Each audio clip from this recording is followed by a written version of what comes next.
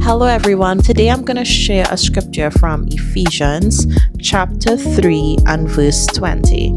And what it says is that, now unto him that is able to do exceedingly abundantly above all that we ask or think, according to the power that worketh in us.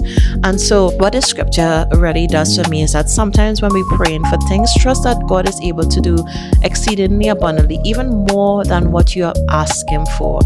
I saw a time in my life where I was, praying for an opportunity to study overseas, and I trusted God, applied for several applications. But when I got to the place that God had opened the door for me to walk through, I realized that when I walked through that opportunity, there were a lot more things, the people that I met, a lot of situations that were more than I asked for, with things that I actually needed that I didn't even think about, that I to even pray about because I didn't know that I needed it, right?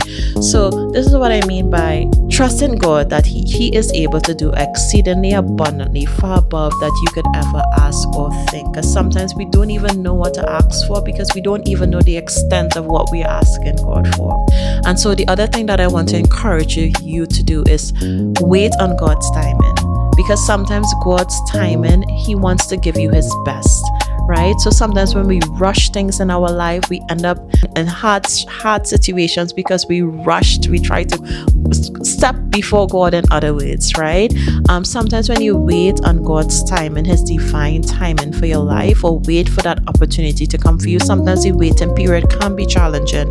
But when you do wait for God's timing, sometimes when He opened the door for you, it's much more than you ever even asked for, because God was preparing a way for you so that there will be things that you didn't even think that you need. He already answered it for you. So that's what I mean by, for me at least, this is one way I looked at exceedingly abundantly, far above we can ever ask or think. So be blessed. I pray that whatever you believe in God for today, that it will be much more than you even ask Him for. So have a blessed day. Stay blessed.